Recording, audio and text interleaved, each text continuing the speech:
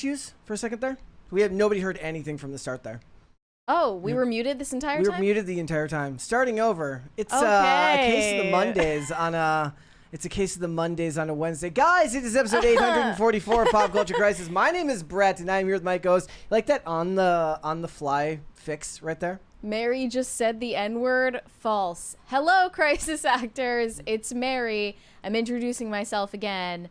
So sorry about that. That was the Jeff Bezos clip from the next segment. Luckily, I caught that.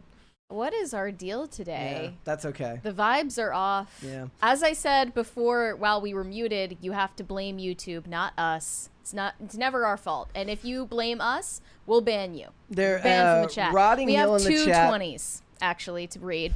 Shane H. Wilder said, "Happy Wednesday, Brett and Mary. I met the Starbucks barista final boss. I didn't know they could be a blue-haired, heavily pierced, obese dude who thinks he's a chick that sings everything like it's a show tune. I was scared." I would be scared too. The singing actually is the worst part. I don't really care if you have piercings or blue hair or whatever. In fact, I would prefer that in a barista. But if you're singing at me, I wouldn't know how to feel. Like, should I harmonize with you? Like, is this a duet all of a sudden? I mean, I just wouldn't want to be put in that position in public. Yeah. We have another 20 from Aaron Swain. I've never seen Mary look more horrified. I didn't know what I was listening to. It just sounded like blaring in my ears all of a sudden. My eardrums were about to get blown out. It was Jeff Bezos. It was the background noise of Jeff Bezos as he was like sitting there not looking at Lauren Sanchez. It's like that part in Oppenheimer where it's just silent and the explosion's going off. That's pretty much what's going on here. Staring at it. And then there was one more 20. That was the one that said, "I have never seen Mary look more horrified." Yeah, you did. Your eyes went pretty wide. That was the one that I just read. I don't think you were listening. Okay, so guys, everything's working. We're fine. Are we okay? We're good here. Are you okay? It would have been fine if it hadn't been for the Bezos clip coming off. It would look like I was really, really smart fixing the soundboard, but then the audio kicked in on the Bezos clip and it ruined it. Well, I know I'm okay, but are you okay? We're good. We're good.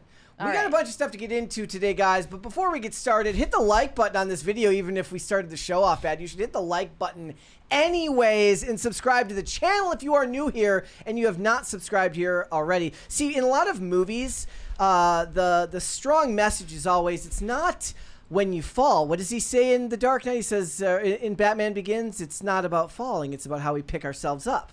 So we're going to pick ourselves up and continue on. We're going to continue on today. So hit the like button on the video. Subscribe to the channel if you are new here and you have not subscribed here yet already. So what are we getting into today? Well, the conservatives are once again looking for a new realm in which they can, I guess the term would be like leech a little bit here. They're obsessed with Demi Lovato, and they're talking about how she's turned her life around and everything's different now because she got married to a guy. Well, it's not just because she got married to a guy. It's kind of because she got married to a guy. Gone through a dramatic glow up, a transformation of sorts. She is back to being hot and skinny again. She doesn't have a buzz cut. She's not obese anymore. And she's covered up that awful tattoo that she got on her head while she was bald. Yeah. She's not non-binary, or at least she doesn't go by they, them pronouns anymore. So it appears that she has chosen to take the normal path. And it's not trendy to go out of your way to look ugly anymore. Yeah. So we'll talk about that. And it's also seemingly paired with JoJo Siwa saying that, you know, being gay was kind of just a phase for her. And she's realized that she is attracted to men. She's fallen in love with a man that she was on Big Brother with. And they're posting pictures together. She suddenly is feeling her divine feminine energy. There's that word again. Yeah. That phrase again. So we've got that. We're going to talk about the crazy secrets behind the Kardashian nannies, which I didn't even know. I didn't really think about was a thing. But I imagine a really, really good television producer saw that and thought gold, which is why they make the big bucks. I wouldn't watch Keeping Up or the Kardashians show that they put on Hulu as much as I would want to watch the Kardashian nannies reality TV show. That is the one that would capture my interest. So they have a lot of secrets, and it's understandable because they're legally not allowed to tell people what their jobs are like. But it seems that they're probably going through hell behind the scenes at all times with the Kardashian family as their bosses. I mean, I'm sure they make good money. Nope. No. We'll get to that. They worse. don't get paid enough. All right, so we're going to get into that. Also, guys, Gen Z women are hiring witches to put love spells on men because everything is awful.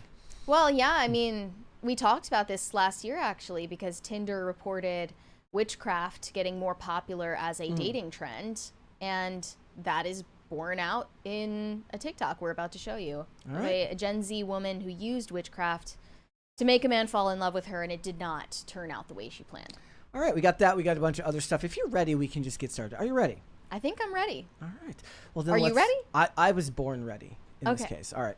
All right. If you guys don't know who Kevin Costner is, you obviously have never seen the movie Field of Dreams, which you, of course, should have. But he did the movie Horizon. It was like this 2-part epic. It's like 9 hours long, which means I already hate it in a lot of respects. And what's happening right now, he's going through his own version of a Me Too lawsuit as he is getting sued by a stunt performer on the movie named Devin Labella. Devin with a Y. Does that like particularly yes. piss you off? It was that just it's spelled that way. Just weird to me. So they were talking about what was an unscripted, unrehearsed rape scene in the movie. And in the film, on the first day of shooting, or on the first day, they filmed one on May 1st. And then she came in May 2nd and found out that they had to film another one of these scenes. And this one was not scripted, was not rehearsed, which is, of course, something you would do when there was no intimacy coordinator there per the contract, which requires it. And the first thing I thought, it was like, if there's one type of thing you can't just run and gun and improvise in Hollywood in 2025, it's stuff like this. Right. It's not just any ordinary sex scene. You're portraying sexual violence, and if it's so severe that the actress being doubled by Devin Labella doesn't want to film it herself and would rather a stunt double do it for her, it's clearly a sensitive issue that you don't want to misstep in any way. She points out in the lawsuit that Costner was heavily... Now remember, she's not suing the actor. She's suing the director of the film because she says that he was present and heavily involved in the scene because he was directing everything that was going on. The actor's name was Roger Ivor. Yes. And so this lawsuit was filmed from a movie in 2023, and Labella has been in therapy since, it says. Yeah, it says she had to start therapy after the fact to deal with the shock and trauma of the whole situation. So there were no issues on set prior, and after filming the scheduled and rehearsed assault scene on May 1st, which is why she was shocked to stroll onto set the following day, learning she would be subject to shooting yet another explicit scene. She claims there was no contractually mandated intimacy coordinator on set May 2nd, and that Kevin Costner was, quote, very hands-on and was either involved in or fully aware of every single thing going on set. She alleges that Costner instructed Roger Ivins during the unrehearsed scene, saying, Mr. Ivins violently rustled Miss Labella's skirt up as if trying to penetrate her against her will while using his body and arms forcibly pinning her down per Kevin Costner's orders. So in June 2023, she began therapy to address symptoms stemming from her traumatic experience on set, including intrusive, distressing memories of the traumatic event, sleep disturbance, fears of intimacy, and anxiety, among others. She felt disposable and worthless following the scene. She also says she was retaliated against after reporting this to multiple individuals, including the intimacy coordinator and stunt supervisors. Okay, so there was an intimacy coordinator, but for some reason that intimacy coordinator wasn't there that day. Well, if they were scheduled for the scene on day 1, but the scene on day 2 wasn't scheduled or even planned, now she alleges, then they wouldn't even know to be there. Now the stunt performer, Devin Labella, alleges she has been blacklisted from subsequent employment opportunities on the Horizon series that followed the movie. That might probably be true, production colleagues who were made aware of her complaints. That might be true, but she's worked consistently since then. She has 8 projects just in post-production, or already in post-production right now, and has worked all year in 2023, 2024, in 2025. So it's more that she's saying that she's been blackballed from Costner's production company in movies. Well, then why would you want to work with Kevin Costner again anyway if you think that he's such an evil guy that put you through a life-changing traumatic event because he is, you know, doing this with malice. I mean, that was another thing. She alleges malice, fraud, not just this was the list: malice, fraud, oppression, in reckless disregard of her rights. She is seeking general and compensatory damages in amounts to be proven at trial.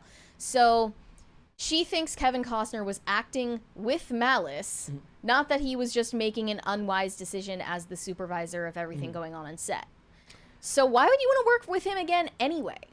I guess it might be more like he's not, you know, he doesn't exist in a vacuum. Like there are more people in those production companies that in Hollywood is a big industry of people that all have to network together. So I guess she's saying that she's missing out on other opportunities with people that he works with, perhaps.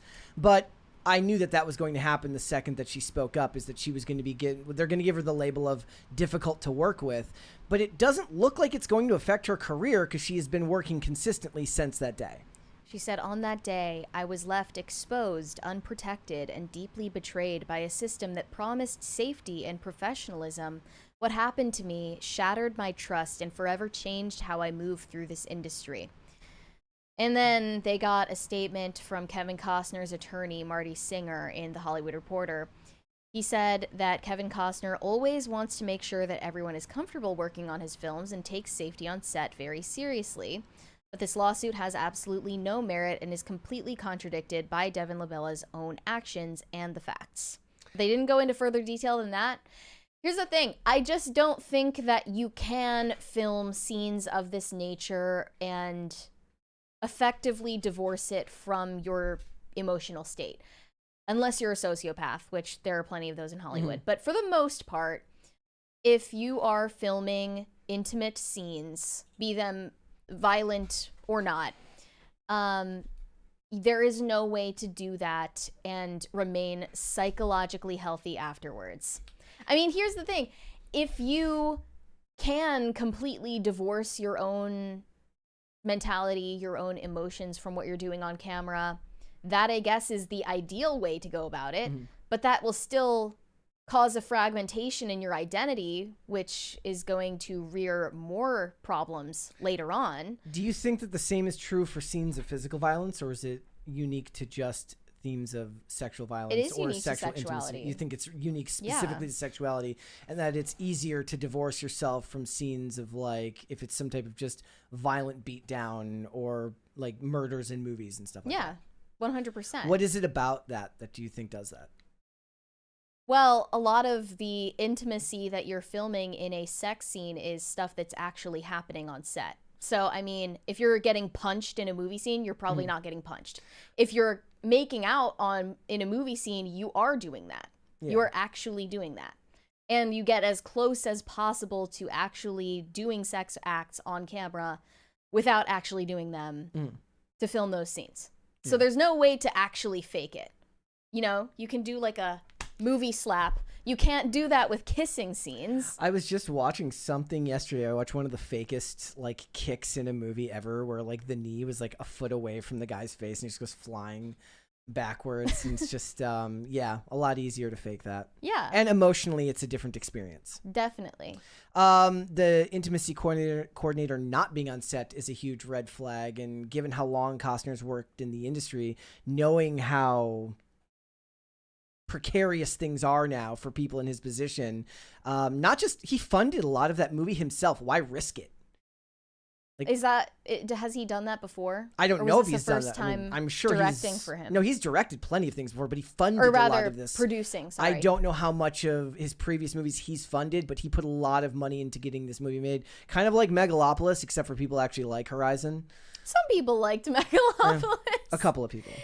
You know, it was quirky enough for them. That's an interesting question. In the chat, Katie asks, does Mary think it affects both genders or just women? Do you think men and women are equally affected by intimacy, like intimate scenes in movies and television? Affected by performing them or watching them? By performing them. I just don't think that any human being can perform sexual or romantic intimate acts on camera without being emotionally invested in it in their real identity. I bring this up because we should talk about what's going on with Kylie and Timothée Chalamet. Yes, definitely. So Kylie and Timothée Chalamet took their relationship official back in 2023, and they have gone on red carpets, gone to a lot of events together.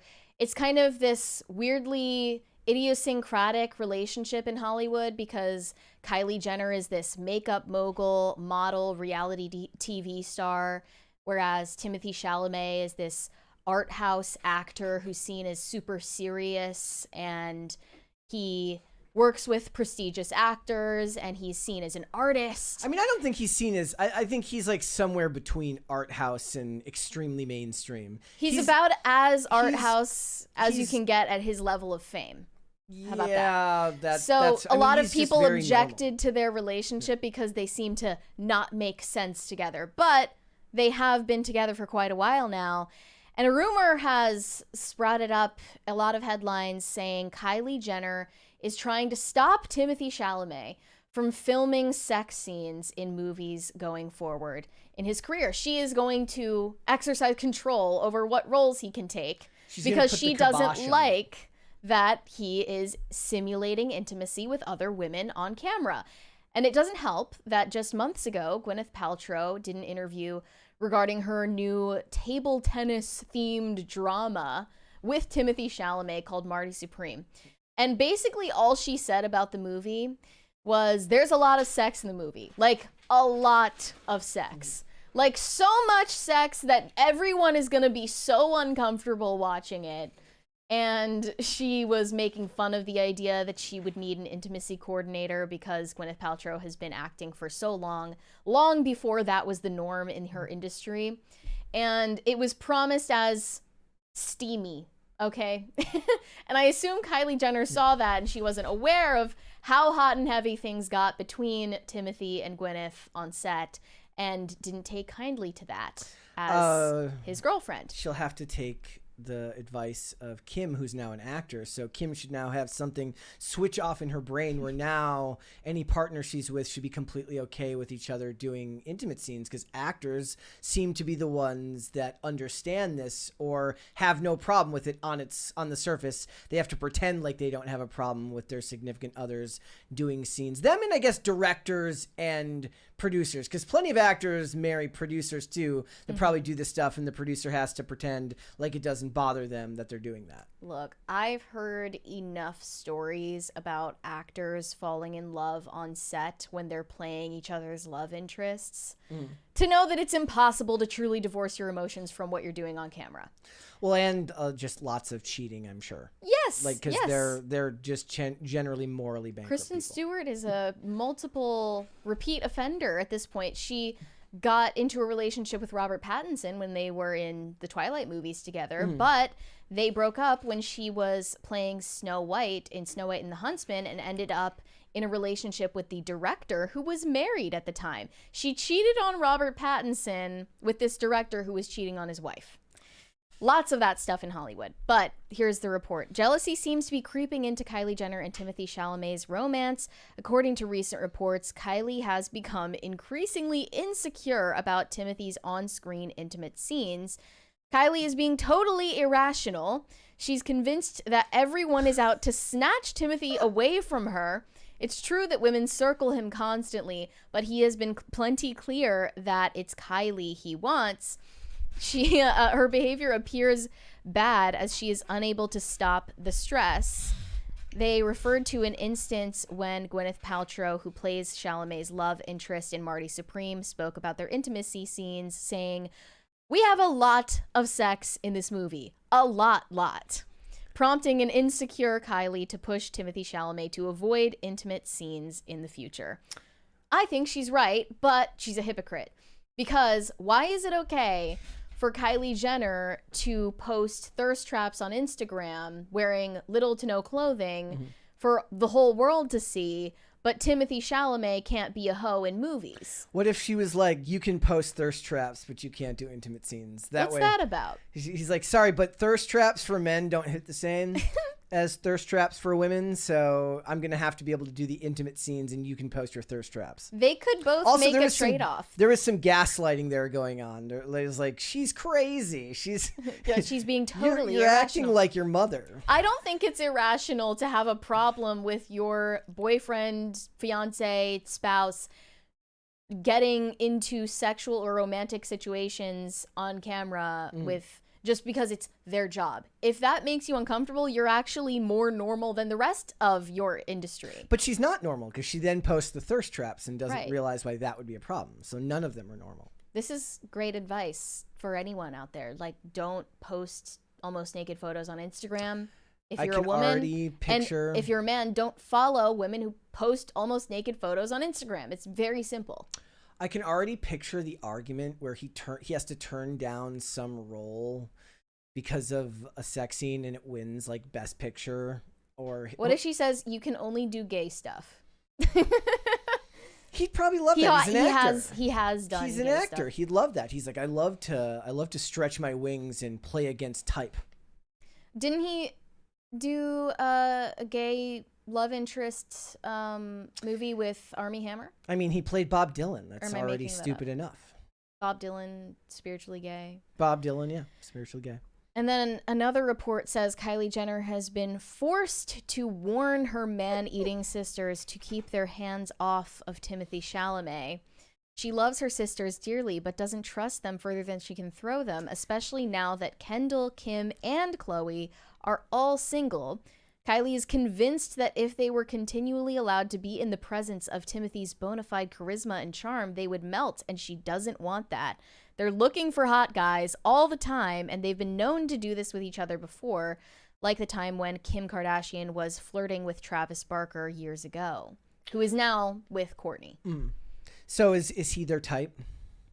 Timothy? I don't know. Yeah, is he their? I have no idea. Well, yeah, because they all used to be dating like rappers and athletes. They were all dating black men for like the longest time. They exclusively dated black men to the point where it was almost like weirding people out. And then I don't know what shifted, but they all suddenly changed their minds and now are into skinny, wet cigarette white guys. Starting with Kim Kardashian dating Pete Davidson, then Kourtney getting with Travis Barker, That's just Kylie getting trends. with Timothy. They're just literally whores to the algorithm. It's just whatever's the current trend. They don't just create trends for, you know, how women do their makeup, how women dress, Who they date. whatever, but yeah, they are tastemakers for what women find attractive in men, what which is kind women- of disturbing. What women are using the Kardashians as this type of model? Millennial women, if any.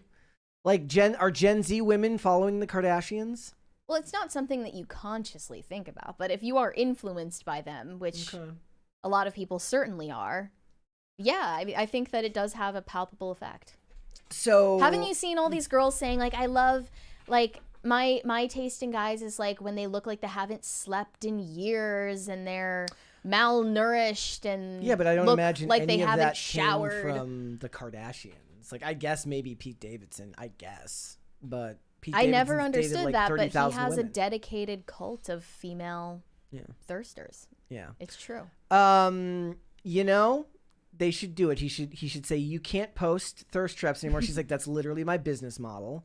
He's like, oh, well, my career will survive without sex scenes. Can your career survive without thirst trap pictures? She actually does not need to post thirst trap photos for any reason other than her own vanity because even she's worse. already a billionaire by selling makeup to women.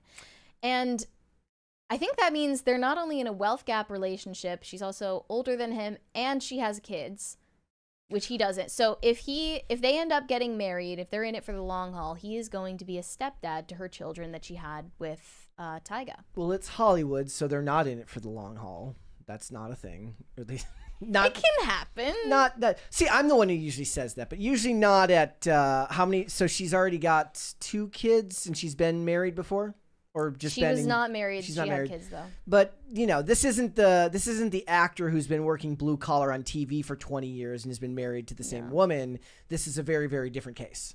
But a lot of people think, Timothée Chalamet is this like artsy guy. Like, shouldn't he be dating someone who fits that same phenotype, like an art hoe instead of an Instagram model.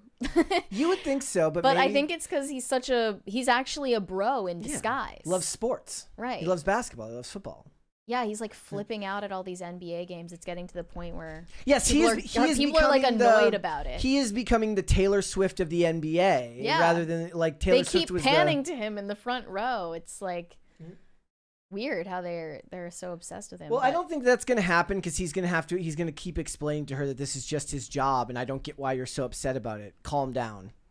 Yeah, he's like, I don't even like care about Gwyneth Paltrow. Like, it's just a job to me. Yeah. He's like, what are you so upset about? I don't get mad when you post thirst traps. It's just funny because I don't imagine that Timothee Chalamet actually is attracted to Gwyneth Paltrow in any way, shape, or form. I mean, that's the other thing that just shows to you the depths of which people can be insecure, right? Like Gwyneth Paltrow is Gwyneth Paltrow a billionaire because of Goop? No. Okay, so is the idea here that he's going to be like he's going to suddenly catch feelings for like 50-year-old Gwyneth Paltrow? I mean, if Kylie Jenner is the mommy GF, Gwyneth Paltrow is the grandmommy GF. He's got typecast now. You can graduate from mommy GF to grandmommy GF. He's looking to hag Max even harder.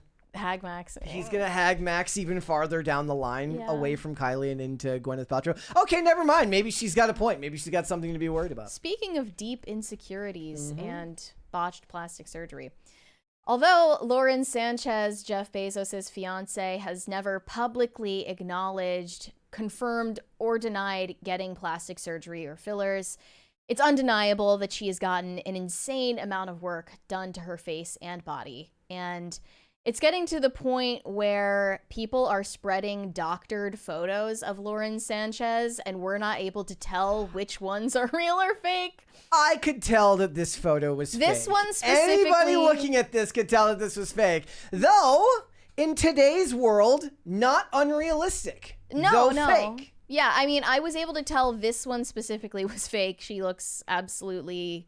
horrifying. She looks like Jigsaw. There were others. The way Madonna looked like Jigsaw in that one photo, and the Madonna photo was real. There were others though that did seem ambiguous to me. Money. Yeah. So, do you have other before and afters? We've got this one here, the video though. So here we go. That one's fake. I could tell that that one's fake. Lauren Sanchez. I guess that money kind of went to her head. Okay, that was clever. There are some showing Lauren Sanchez from before she got work done compared to after. So, okay, so the one on the left, and they did the annoying thing where they put the after on the left. Right. Come on, man. But I mean, I'm pretty sure that's real. The after photo is real. Yeah, but that one's more normal. It's less obviously egregious than the one that everybody's sharing around. And then, do you have the one from Sarah Sansoni? Yep. She was so naturally beautiful, looked like Catherine Zeta-Jones. Lauren Sanchez now looks like the guy from Saw. Yeah, she does. And I can't tell, again, if this after photo is photoshopped. I think it's doctored. I don't know, though. I think it's doctored. I can't tell anymore. I feel like even Lauren Sanchez can't tell what she looks like anymore, which is why she's gotten so much work done. You just you look in the mirror and you don't recognize yourself anymore. What is it that she did before she met Jeff Bezos? She ran like a helicopter company or something. I know she was a pilot. Yeah, okay, she was a pilot. She was also a news anchor, was she not? At some point, yeah. Yeah, she's done a lot of things. She's worn a lot of hats. But I think that she needs to do something to reverse the damage. Not all of it can be reversed, but she really looks inhuman at this point. And it's sad because you look at these before photos and she really was a natural beauty and never needed to change a single thing on her face. Given her outfit she wore to the inauguration, I'm guessing this is right up her alley, and she's probably really happy with the work that's been done. I actually was listening to a podcast of a few women discussing Lauren Sanchez and her plastic surgery, the way she dresses, and they actually find her strangely relatable. How so? Because when someone gets that extreme level of work done on themselves, you can tell that they are plagued with insecurity. So we know something incredibly vulnerable about Lauren Sanchez just based on her botched face. I mean, you know that she has dealt with very deep insecurity about her appearance for a long time now, which is why she's gone to such extreme lengths to go under the knife. And that kind of confers some weird relatability over her that I wouldn't have expected for the fiance of a multi-billionaire. For women especially, that type of vulnerability is a form of currency in the current world, which is like, there's a reason why women seem to love to share the most embarrassing stories of their lives, and why it seems even weirder when men do it. Well, that one thing that they specifically said on that podcast I was listening to is, I wouldn't feel uncomfortable to be in a bikini around Lauren Sanchez and have photos taken of us. Because because even though she has altered her body and face so extremely, they would feel like they don't even get compared because they're in different categories of a real woman and a fake woman. Okay. Like, she's so fake looking that no woman would ever... It becomes anomalous, and it becomes a talking point unto itself. Right. Where they'd actually fall to the background. Exactly. Yeah. Exactly. And you, being like a more normal looking woman, would actually not feel like you could be compared to her because she's such an anomaly. Did you see the list, that like ranking list that was going around on X like yesterday again? It's old, I believe. It's like women rating women and then men rating the same women, and they put them in order of 5 to 1. I think so. It was like it's the way I saw that, which is like the women rate it really inorganically and put like the least attractive women at the front, and then the men rated it because they're trying to be nice in a more normal way. Yeah. I'm pretty sure Jubilee or some similar channel on YouTube does that in person, where they get a group together. Yeah, that's what it was done. Yeah, and the women rate each other based on outfits and hairstyles and makeup instead of just how someone actually looks. So is she held to a different standard than other women? Lauren Sanchez? Yeah, are her physical appearances held to a different standard than regular women by women? I mean, think about Madison Beer, for instance. She has gotten work done, but Madison Beer is so shockingly beautiful that it's been blamed for the downfall of her career as a musician. What, that she's... Because she's not relatable enough.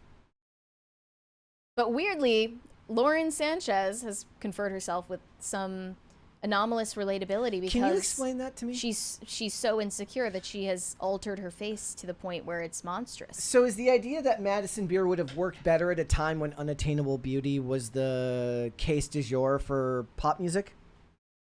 Probably, yeah. You mean even like Sabrina Carpenter, for instance? Very beautiful, like top tier, but she has some idiosyncrasies that don't fit the convention, right? She's very petite. She doesn't look like a supermodel. Okay. And the idea here is that you can't sell the music. There are elements music. of her that you can see in yourself as a normal girl. So you can't sell they can't sell Madison Beer to women because they don't see any of themselves in them. Well, then, I mean, that's interesting considering the fact that most of the time when people have that discussion about representation, they kind of scoff at it and they say that representation doesn't matter, at least in movies. Because as long as the story is good, I can relate to any character as long as they're telling a great story. It doesn't matter if he has something similar to me. If he sees something. I was literally watching a skit the other day on Instagram, and the guy was drinking like the Rio Monster, and I was like, I feel so seen right now. Well, I mean, but men obviously see this very differently than women. Yeah, we're talking about the way that like a female audience would respond to a Lauren Sanchez. If you ask men what they think of Lauren Sanchez, do you think most men would find her attractive if we had to go on a binary scale? Yes. Most men would find Lauren Sanchez attractive in her current form? It depends on which photo. Are we talking about the freaking jigsaw photo? Let's talk about what she really looks like. Not anything photoshopped, just what she really looks like in her current form. 55-year-old Lauren Sanchez post-op. Yeah, on the all the ops. On the internet, no. In the real world, I'm sure if you went to the average sports bar and polled all the dudes there, yeah, probably. Yeah, I do. That is crazy. Because, I mean, I just think it's disturbing when someone goes I to mean, these she's not extremes. fat, so that alone puts her ahead of a lot of Fair people. enough. So, Yeah. like, and again, most of the time, I do think that that kind of falls into the scale of like, when you ask men, do you find this person attractive? The question is, would you be interested in having sex with this woman, and would you be interested in settling down with this woman? Sure. And those are two different questions Well, that you get.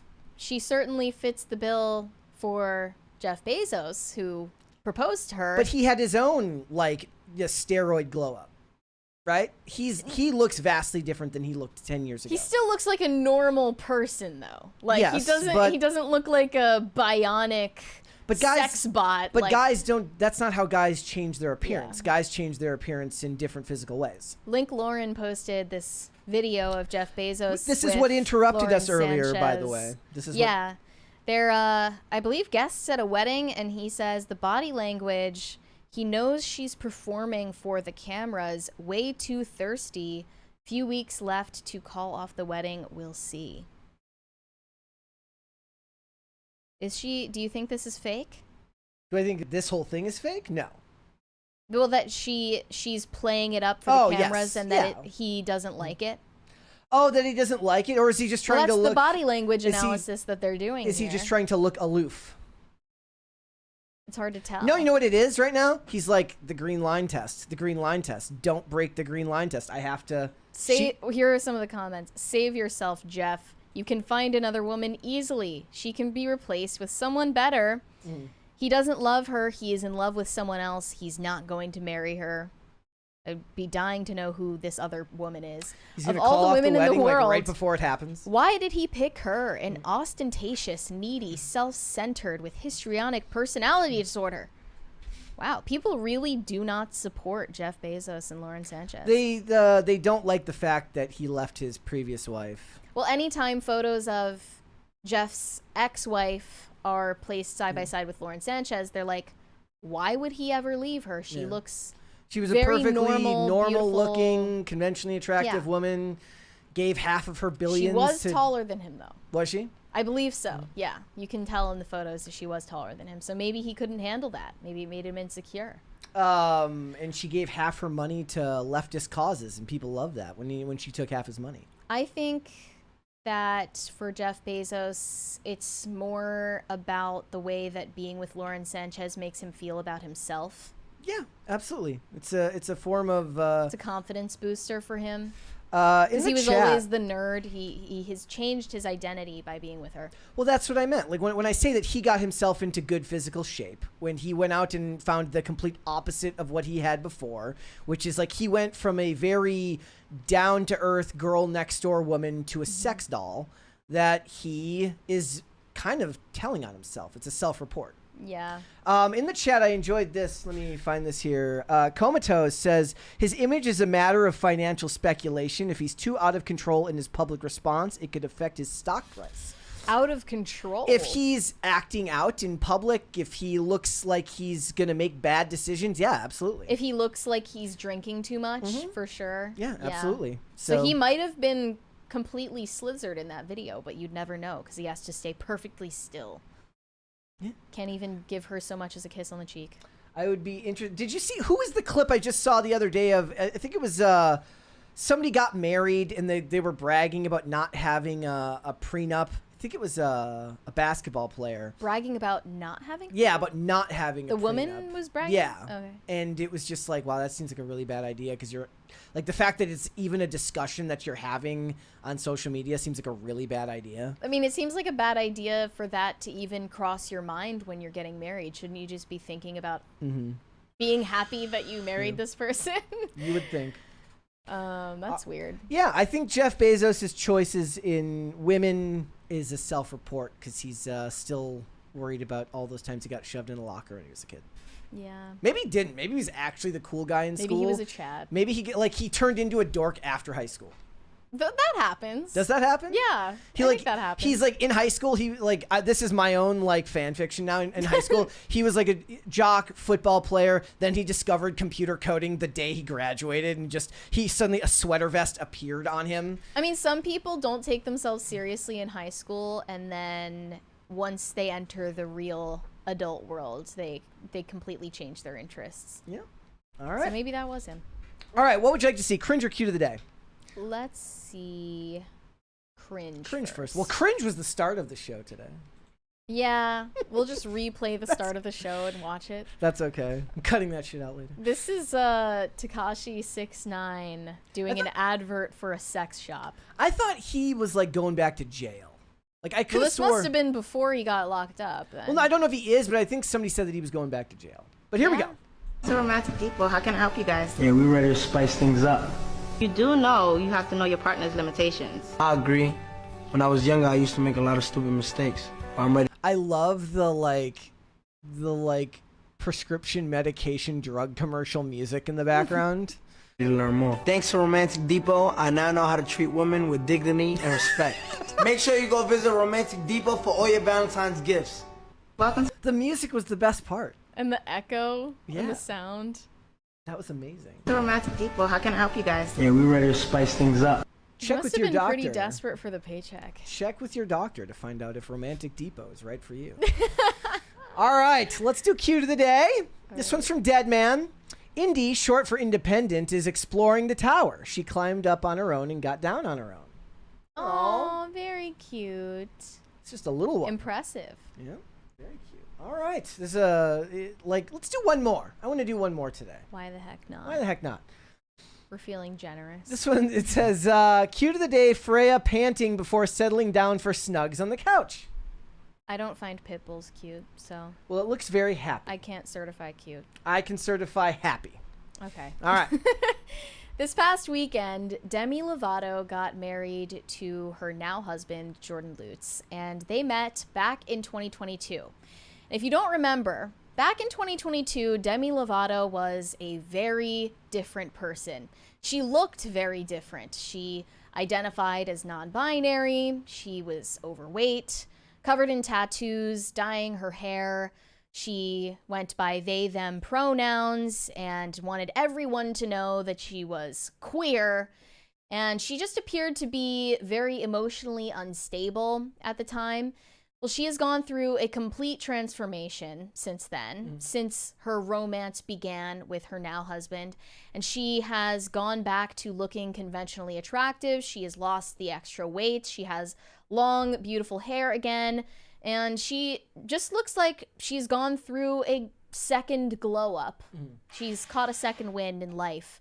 And a lot of people on the right are noticing this change that she's gone through and want to credit the cultural vibe shift for Demi Lovato's transformation, for her glow up here that we observe. Let's look at these pictures then side by side. So here was the, this is old Demi Lovato, Yes. right?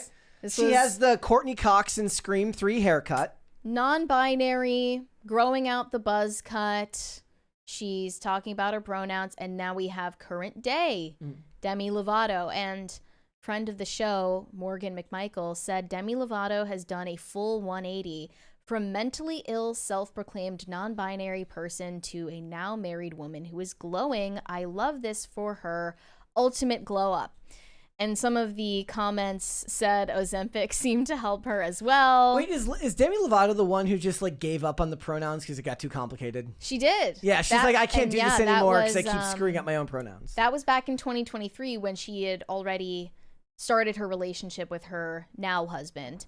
Another one said, we just needed a new president. They're saying Trump's re-election is the reason behind Demi Lovato having a glow up and settling down with a man instead of embracing her queerness. This is what I meant earlier when I used the word leeching, and it's not the right word, but there is this sort of like, if you exist in the world of politics, you then start framing everything in the world around the things that catch your focus. We missed a 20 value, and you said, Brett, Mary, what was high school like for you guys? Horrid, great, in between. Were you outgoing or introverted? What would you say, Brett?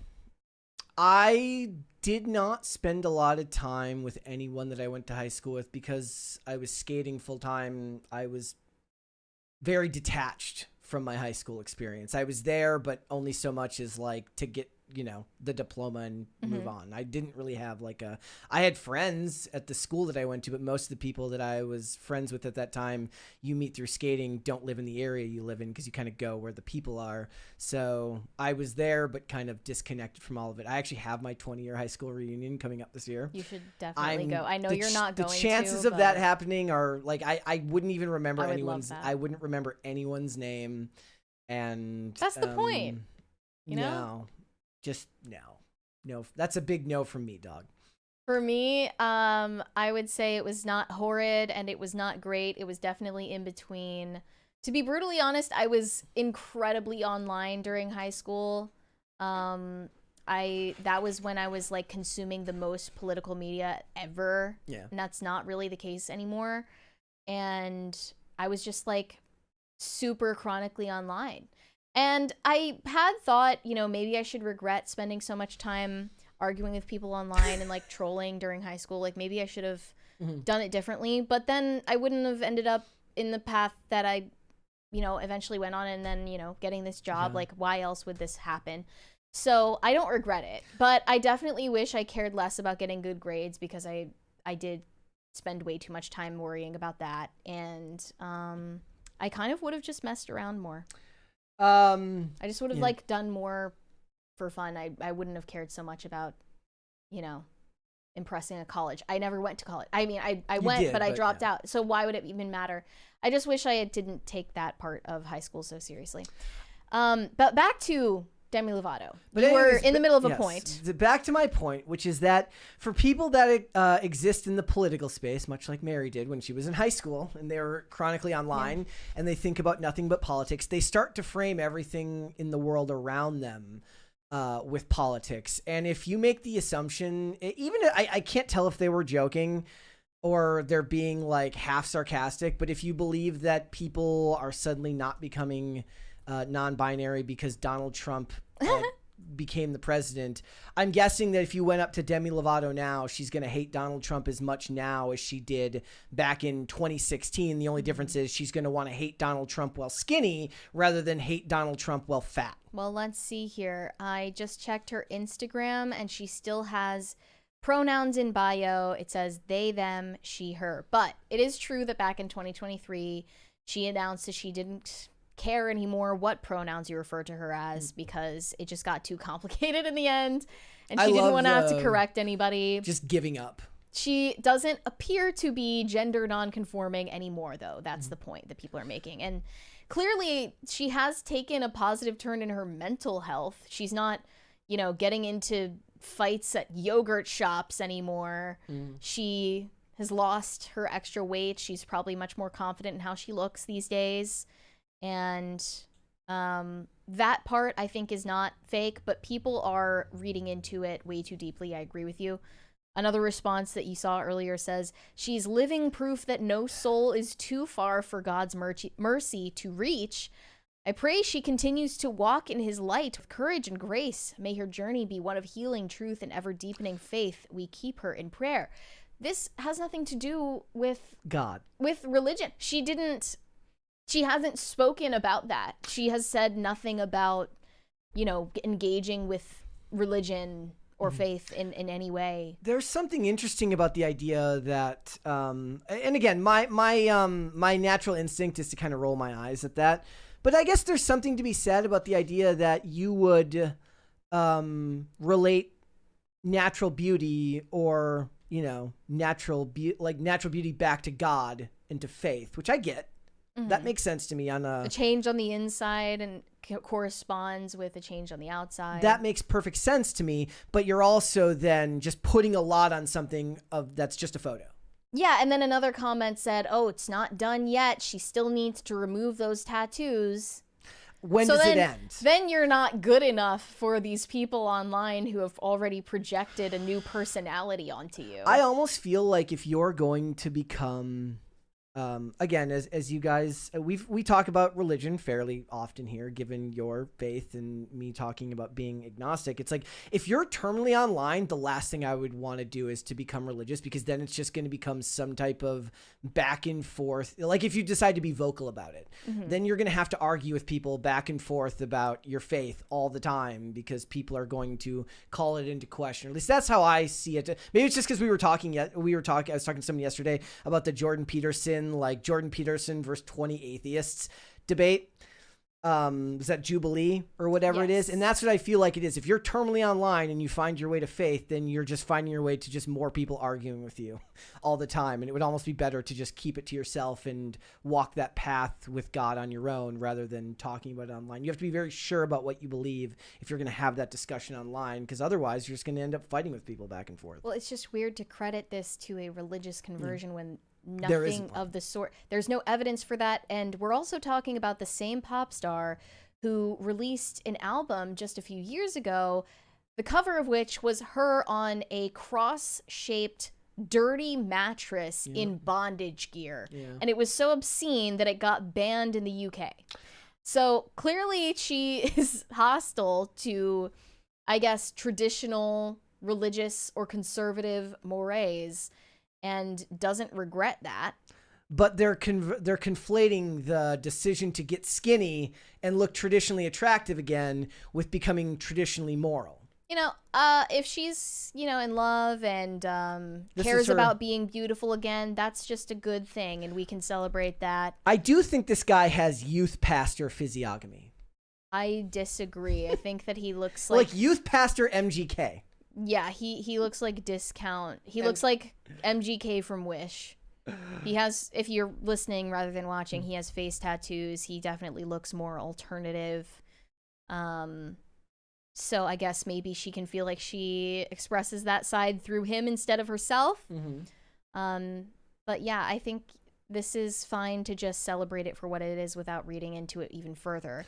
And same thing with JoJo Siwa. Yeah, a lot of people are noticing that JoJo Siwa suddenly is in a public relationship with a man. This is Chris Hughes, who was a co-star with her on Big Brother. And it was rumored at the time that her relationship with her girlfriend ended because she was cheating on her with Chris Hughes. She denied that, and she denied that she was even dating Chris Hughes, but now is suddenly posting all of these photos where they're embracing and they're publicly dating. So I think she was lying. And JoJo Siwa, it turns out, wasn't ever gay. She just needed to grow up a little bit and realize that it was just a phase, mom. And one person in this video from TMZ said that he actually looks like a lesbian, so it makes sense. But maybe that's just a bridge. I'm with Dingus toward Khan. being straight. I'm with Dingus Khan about Demi's husband. He does have Aaron Carter physiognomy. Oh, yeah, yes, I see it. You are correct. You are correct, my friend.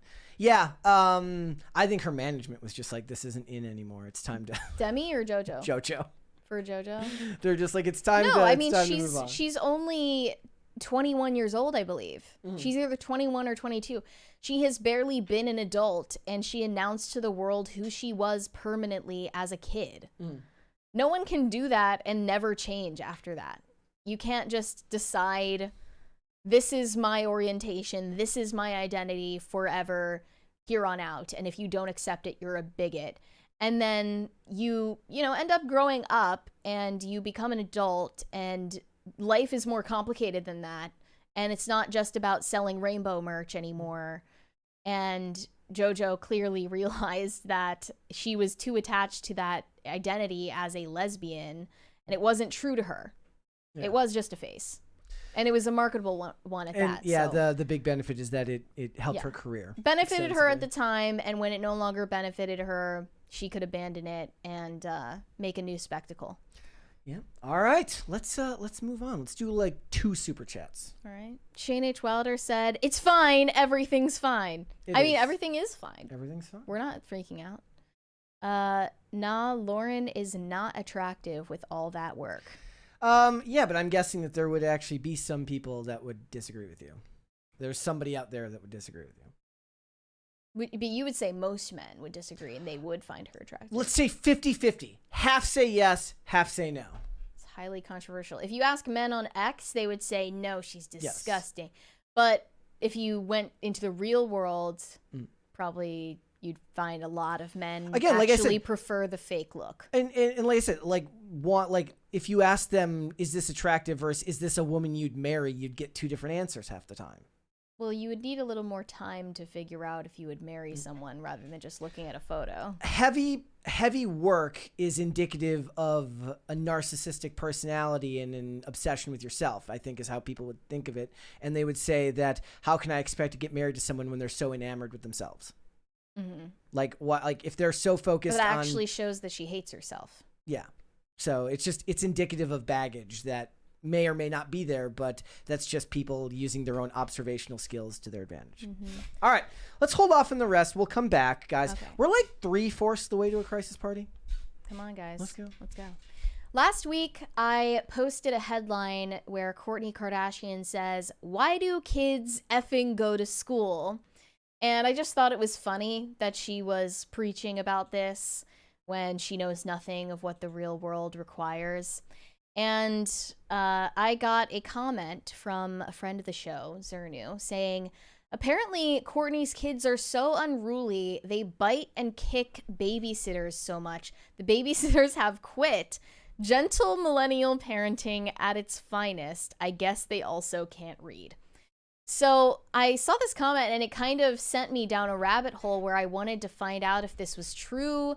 Are Kourtney's children actually a nightmare to be around to the point where they can't keep a nanny and they're abusing the nannies? Yeah. That sounds insane. So I went down the rabbit hole and I found out a lot more about the Kardashian family nanny process than I anticipated. And here's the truth I found in that statement.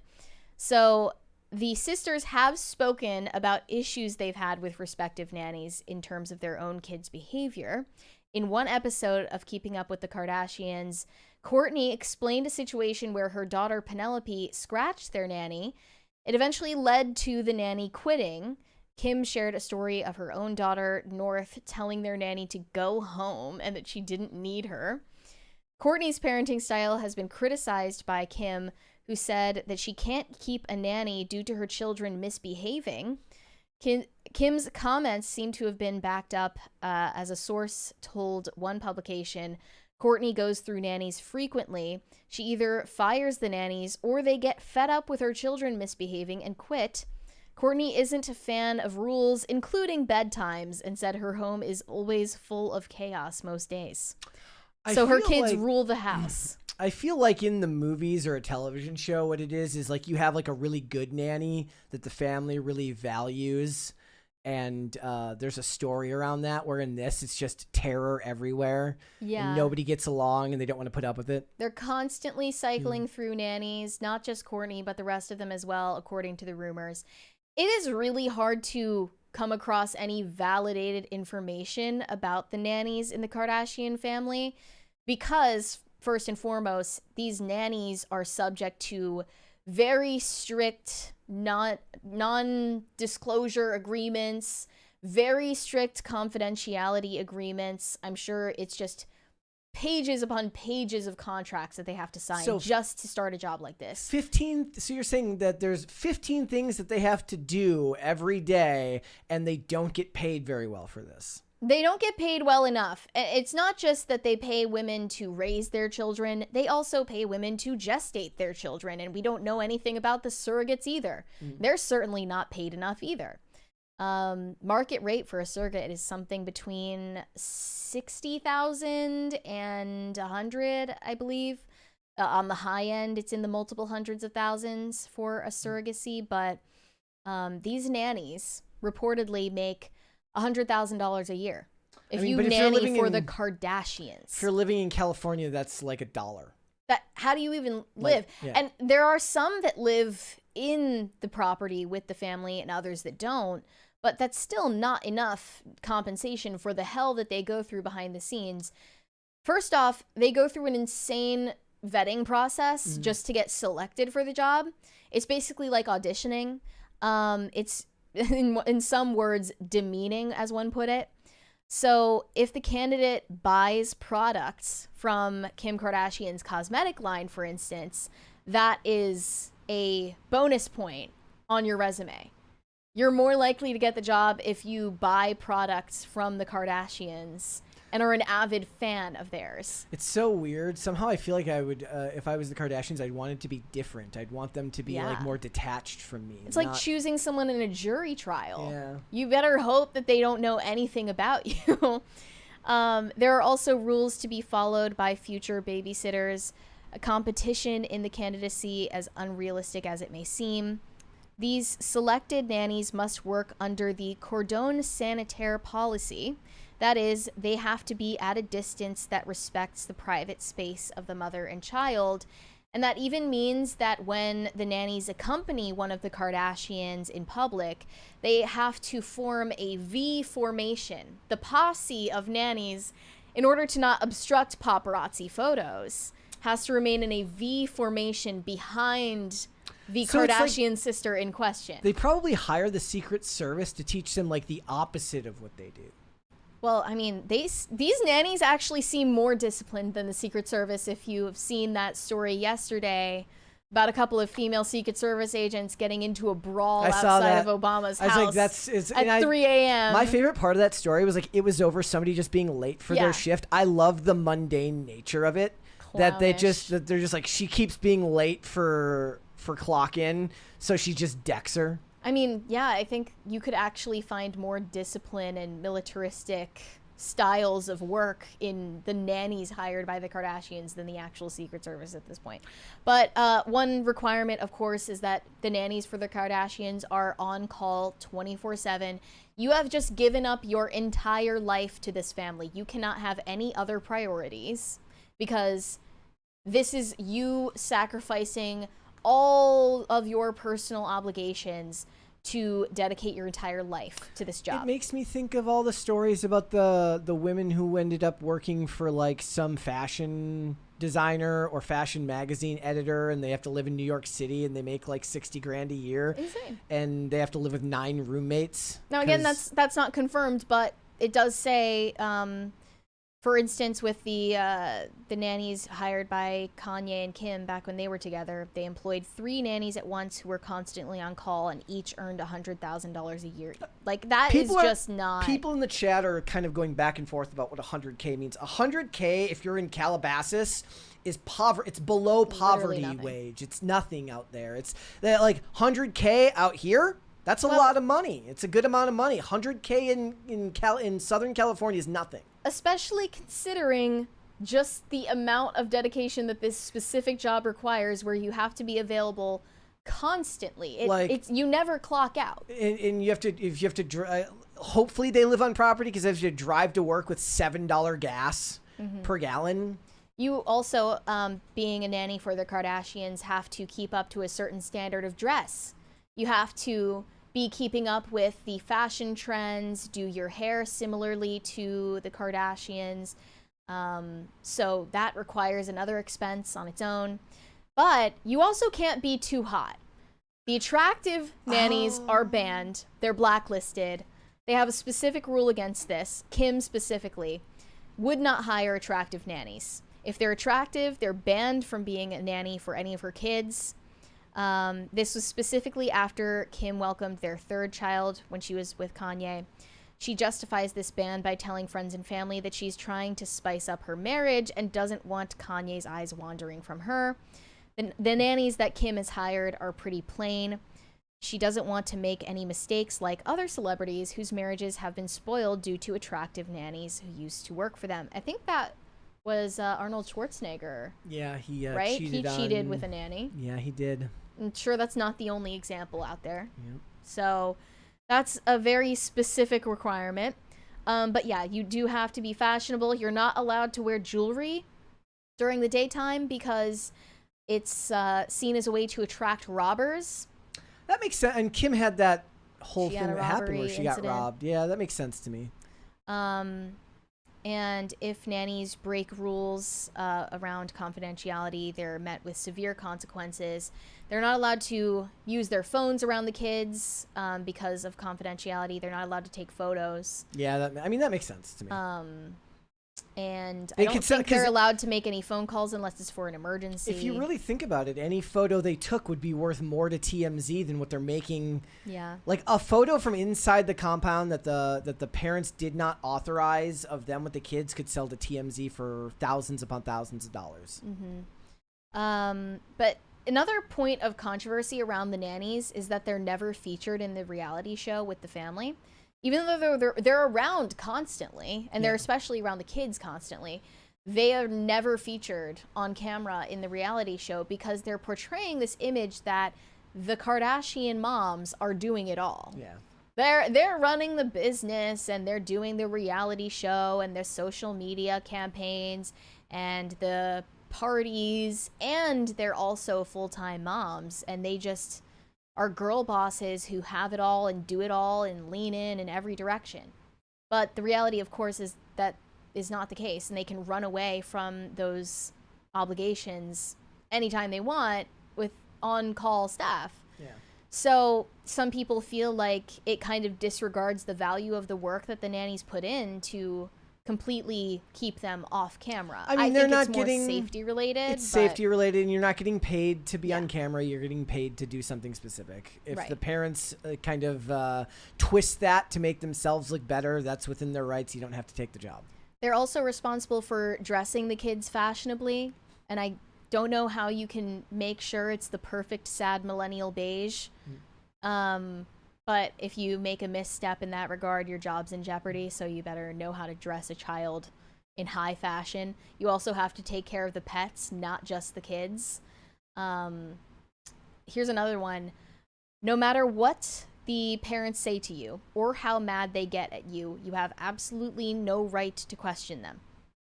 So, for instance, being a nanny, you may not approve of the clothes that one child is allowed to wear. You may not like the fact that Courtney lets her kids sleep in the bed alongside her, but nannies have to keep all disapproval to themselves and keep their mouth shut. You have to smile at the craziness and do everything you're asked to do. I feel like once you've nannied at that level, you could just go on and find a much less insane family to go be a nanny for. For this pay, absolutely. Yeah. $100,000, I think any upper middle class family, if you're talking about what's upper middle class in Calabasas, could definitely pay you better than $100,000 a year. Upper middle class, yeah. Yeah, and probably with less insanity surrounding it. Yeah, and I think that they actually probably are treated badly behind the scenes because the Kardashians don't see them as people. Yeah. They see them as peasants. Well, everybody's been propagandized into think that all rich people treat their butlers like Bruce Wayne treated Alfred. Yeah. I don't think that that's necessarily true. Here's another one. Courtney is the most difficult boss. One nanny says she asked me to call her madam at all times. I once slipped up and called her Courtney, and she threw a hissy fit. I never made that mistake again. These are the kinds of demands they're demanding to be called madam, but they won't even discipline their children. Yeah. Yeah, that's vapid rich celebrities. It makes perfect sense to me. Like, I just think they could make their own lives a lot easier if they parented their children well in the first place. They don't have the time for that. A 20-page booklet full of rules is funny because I want to know who wrote it. I mean, probably the nanny that got fired. The very first nanny wrote it, Yeah? and then they've been using that as like their children raising Bible since then. Yeah, this says, unlike other celebrities, Kardashians have gone a little far with rules for nannies. Once they're hired, they're given a textbook of 20 pages that contains custom rules they have to follow to the letter. Every parent wants what's best for their children, but coming up with a textbook must be a little weird. Imagine the nanny's face when she realizes she'll have to go through the rules over and over to perfectly remember them. It includes rules such as taking care of the children's skin several times a day, complex 20-step skincare routines from Korea, taking them to the gym, giving North a massage in a specific way, rules about the way the nannies are supposed to dress, and more. So it's not really just about how you raise the kids. It's also about how you represent the family in public, because you're going to have paparazzi taking photos of you.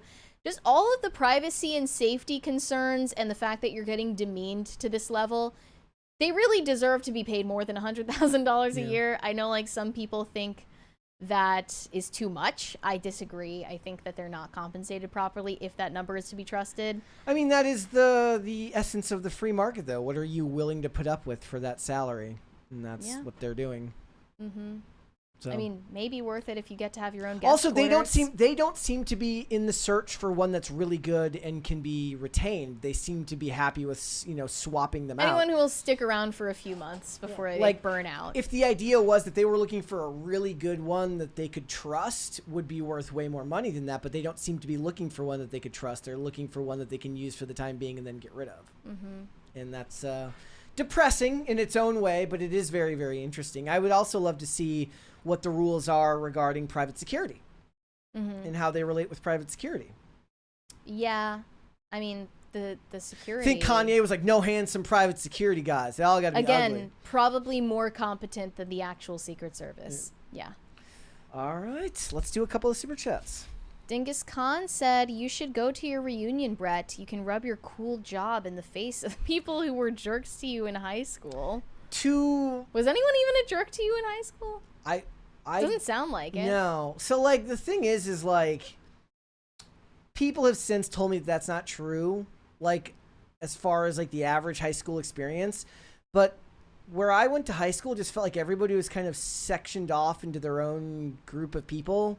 And it's not like I ever once saw a kid, like, get bullied and shoved in a locker or anything like that. Like, the American movie idea of what you imagine bullying is like. Yeah. So to have to go all the way to, like, back home and go to a reunion just to shove a job in someone's face would indicate that I cared enough. That would mean that you haven't made it. Yeah. Well, no, that would mean that, like, I held a grudge against somebody, and I barely remember anything from high school. I remember at that time I was my grades were okay. I mean, I'm dumb, so my grades were okay considering.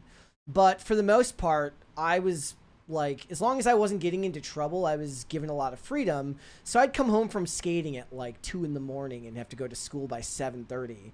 So I just remember being tired a lot in, like, first period. And it was sign language, which is the worst period to close your eyes in because you have to keep your eyes open in American Sign Language. I just don't have many memories, good or bad, from high school. I have good memories of, like, hanging out outside of high school with, like, friends other than the people that I skated with. But I don't have any, like, core memories of, like, something happening in high school. Like, none. To you mean? To me. No. Yeah. Like, maybe I just fried my brain, but I don't remember anything like that. So to go all the way to school to do that would require me to, like, actually care. There's, like, someone insulting you from the side of your bad Like, ear. there was, yeah. They're like, hey, deaf boy. You just didn't hear them. You know, maybe that did happen. I don't know. I can't. It is a cool job, though. Yeah, it is. All things considered. It is. I would just be too curious. I think, you know, I haven't had a high school reunion yet because I graduated in 2019. So they do it in, 10 years after? Is it 10, 15, and 20? But also, my graduating class was only 60 people. So how are you going to get 60 people to show up for a high school reunion? I don't think that would work. Yeah. Like, I was so detached. Like, when for our senior prom, I went on a trip to California to go skate with people. Like, I had no desire to even go to prom or anything like that. So I don't know. I mean, it's probably better because if you were having the best time of your life in high school because you were in high school, you'd be one of those people who looks back at the glory days and can't move on. I was, like, out as soon as I was done, but not because it was, like, a bad experience, but just because it was, like, enough. It was what it was. Like, but I kind of take life that way. Like, somebody mentioned, I made peace with bullies, and it's like, the whole point to me is to, like, let it roll off. Like, let it roll off your back. Whatever happens to you, good or bad, don't focus too much on the good and don't focus too much on the bad and just kind of keep moving, and life ends up being more stable that way. The people who focus too heavily on high school, either because it was so great or because it was so awful, it seems like you've just chosen to live in the past, whether for good or for bad. And it's like when me and you have talked about the trope of like the nerd in high school who ends up making it in life because they get a big tech job or they invent something and they have to go back to school to like show everybody like that they made it. It's like when people say like when they make videos about not caring about haters. Well, you obviously care because you made a video about it. Yeah. Like you're telling on yourself. Red Snow said, thought of another good band name, Misery Pit. That's pretty good. Were we workshopping band wasn't names? there was Passion Pit was a band. Yeah, we were talking or was about that was that Sleepyhead in the song Passion Pit. The song was Sleepyhead. And Passion Pit was the band. Passion Pit was the band. Okay. Let's hold off on the rest and we'll come back. Guys, in the chat, go ahead and workshop your favorite band names. I'm curious to know. Specifically emo band names. All right. Let's move on. We've got a fun one here. So last year on the show, we went over the top trends in online dating as reported by Tinder's Year in Swipe. And they reported that one of the most popular dating trends of 2024 was witchcraft. And it was a shocking amount of people surveyed saying they go based off of astrological signs to predict outcomes for their own dating life. I think even like 17% said that they would plan to use crystals to improve their love life, their dating life. 16% said that they plan to get a tarot card reading to help their dating life. So this is clearly popular enough where that amount of people would even admit to it because it's so embarrassing. The reason that that's messed up is obviously because you're trying to control and brainwash people into liking you instead of letting things play out the normal human way. Mm-hmm. And it's even worse than we thought because now Gen Z women are turning to hiring witches on platforms like Etsy and Fiverr to buy love spells and cast them on their love interests. So I have to know, does that make like the Etsy witch like the higher end one? Etsy is paying a premium. And the Fiverr witch got her witch degree online? Yes. Okay, fair play. Fiverr witch isn't going to guarantee you results. Fiverr witch might be a hit or miss, but Etsy witches, they charge sometimes hundreds or possibly thousands of dollars for their clients, and they tell you you will get guaranteed results, which means these women, that these witches are saying, I'm going to force someone into a spell to like you. Wouldn't you rather someone just like you because they like you? Wouldn't you rather know that they're choosing to date you? I figured all stories involving some type of spell or potion kind of got to be like thrown out now because it's a weird form of like magical date rape.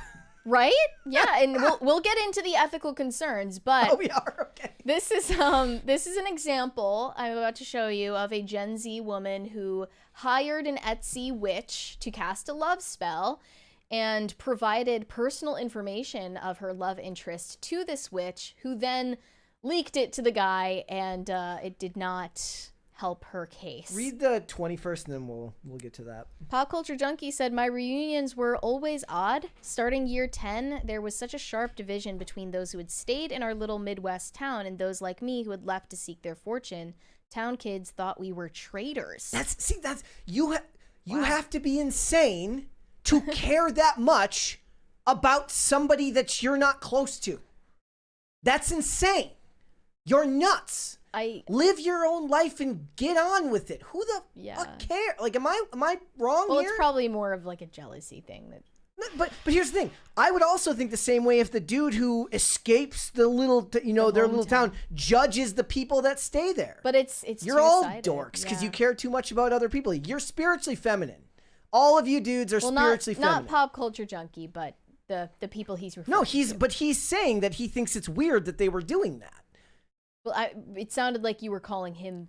No. What I'm saying is, he didn't say that he was the type of person who was judging those people. But if you are the type of person who judged the people who stayed in town, just like if you were the type of person who judged the people that left, why are you focusing so much on like those people in a jealous fashion? It's weird. I agree. Okay, let's watch this video then. Yes. Thank you for coming to my TED Talk.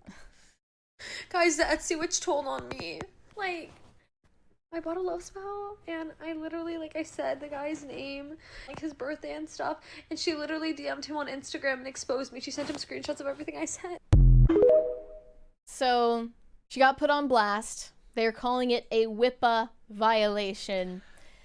And now there's a whole debate broken out amongst self-proclaimed witches about whether this particular Etsy witch was in the right. So are they talking about the ethical concerns about betraying the confidence? It's like witch client confidentiality? Yeah, exactly. Okay.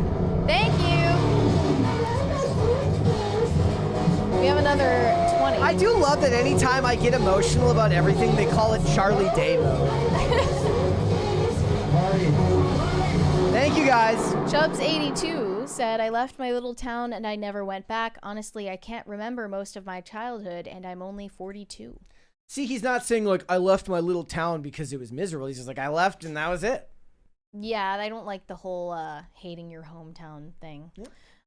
But here was one of the reactions from a self-proclaimed wicked witch. That is actually her screen name.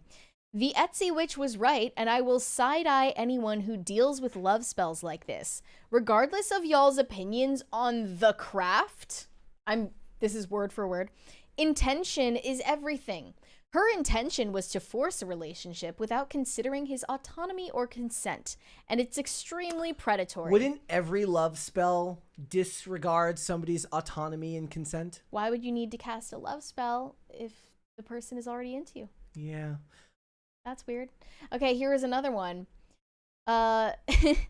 Real witches / pagans know that 99% of those Etsy witches are scammers.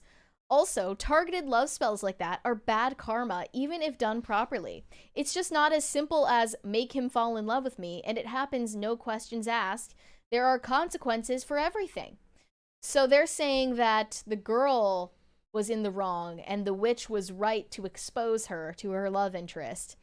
I went further down this rabbit hole and I wanted to know, how can you trust one of these Etsy witches? It's like hiring a hitman on Silk Road back in the day and it ends up being a cop. First of all, how can you trust them to keep your information private? And second of all, how can you trust that they're not one of the scammers and that they're actually going to cast a spell? And especially if you're looking for a 100% success rate. Yeah. So I went to a subreddit called r/spellcaster reviews, where people are swapping highly recommended and trustworthy witches from Etsy, Fiverr, all sorts of platforms. Here was any legit spellcasters on Etsy? Here was one response. There are, in the meantime, my strong advice is ask questions first. Like, what gods / goddesses / deities do they work with? The best ones for me provide video proof that includes your name and date of birth along with or without commentary. Some do provide photo proof, but images can be transposed and they'll provide you with a stock photo that's recycled and include your info. Wait, photo proof of what? The spell being cast? I don't know. They're recommending some, I won't even say their screen names, but you can probably guess what they sound like. And I already knew that like buying spells on Etsy was a thing. Mm-hmm. I don't even know how I learned that. It just wasn't shocking to me to learn that people were in the market for them. And I went to Etsy and searched up love spells. There are countless examples for all different prices. You could be paying just a few dollars to a few $100s, depending on what level of personalization you're looking for. If you're looking for a conversation with the witch, for instance, the witch that was dating Andrew Garfield last year, Oh yeah. she has celebrity clients that pay her thousands of dollars. My favorite part about this is there's a 100% crossover between the women who do this and hating capitalism. Yeah, it's weirdly There is no witch very out capitalistic. there that is like, by the way, free markets are the path forward. Well, that witch that was dating Andrew Garfield, her excuse for having long-term clients who, you know, then end up paying her thousands, if not tens of thousands of dollars for her help, it's that magic takes time. So it can just take however much time she decides. I found one specific love spell, what is also called an obsession love spell on Etsy, and I'm going to read you the marketing material. Enhance your love and connection with our powerful love spell. Are you yearning for deep, meaningful connections and a passionate romance in your life? Our love spell is specially crafted to fulfill your desire for love and connection. Whether you're seeking to attract a new romantic partner, so this could be someone you don't even know yet, or reignite the flame with your current love interest, our spell can help manifest the love and connection you crave.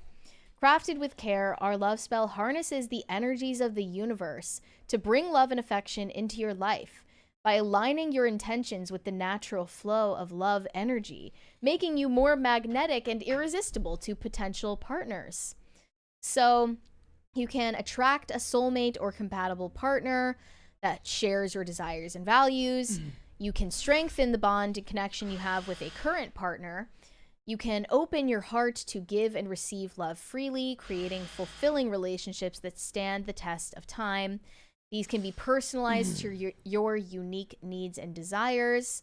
And our spells are conducted with the utmost respect for your privacy and confidentiality.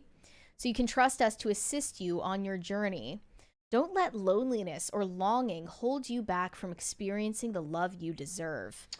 This is really creepy. I respect their hustle.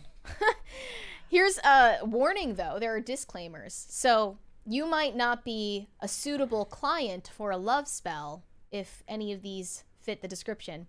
If you are experiencing significant unease or imbalance, I guarantee every person who is searching love spells on Etsy is experiencing those things. Imagine being the perfectly centered and rational person searching for that. Then another one, if you foster sentiments or desires of self-centeredness. If you're trying to control someone's mind to make them like you, you are certainly self-centered. So I wonder how they're going to everyone's handle searching for this. I wonder how they're going to handle this in the Harry Potter series.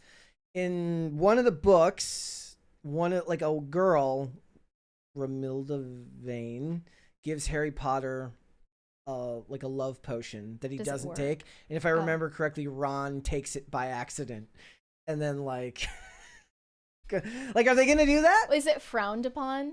Yeah, you shouldn't be doing it's unethical. You shouldn't magic. be doing love potions now. Okay, yeah. So they're not taught to do that in school. I don't know. I don't remember, but I just know that it happened and it led to hijinks, but I don't know if they're going to cover that in the series. And lastly, you should not buy this love spell if you're seeking immediate and specific results at any cost. So if you're seeking for it to actually work, you also shouldn't buy it. If you're impatient for results regardless of circumstances, it suggests anxiety. And that signifies a state of survival, which could drastically reduce the effectiveness of the spell. So really, you're the problem. The witch is never to blame. It's your mindset about the love spell. If you don't have the right mindset, it didn't work. Yeah. Right. See, what this is the self-help industry with a witchy undertone. Right. It's just it's all the same stuff as affirmations and manifestation and self-help books and self-care and, mantras and all of these other fake solutions. It just has a different branding, and somehow it's become so popular that these types of things are like sold at Barnes and Noble. Oh yeah. I mean, I'm sure they fully have like some mainstream stuff.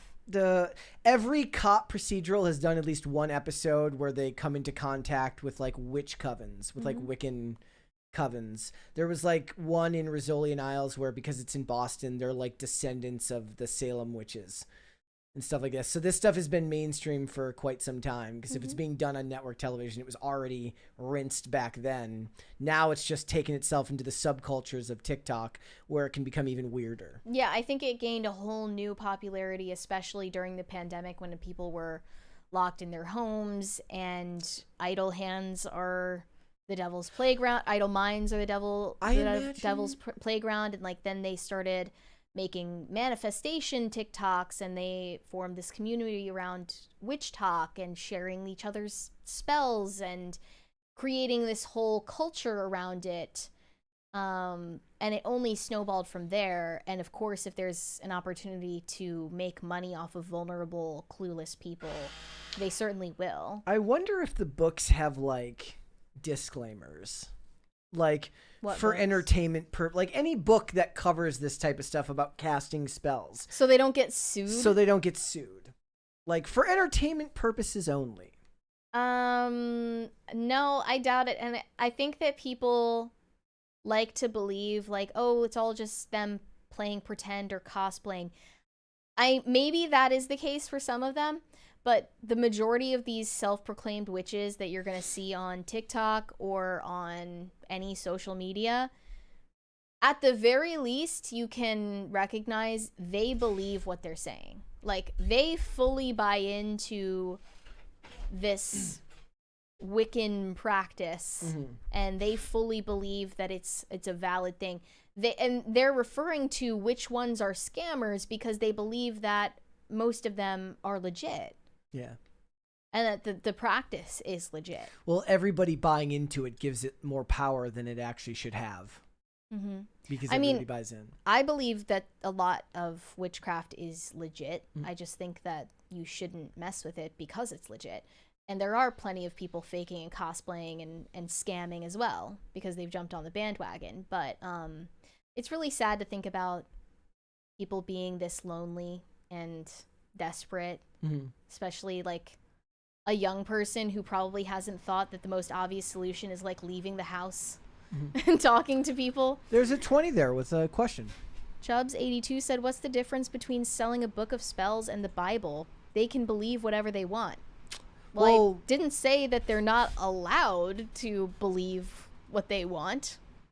But yeah, the Bible explicitly condemns witchcraft and spell casting and using those things to divinate and obtain knowledge that doesn't rightfully belong to you, and it explicitly condemns witchcraft for the purposes of controlling other people, for the purposes of controlling God, or for the purposes of worshiping other false deities.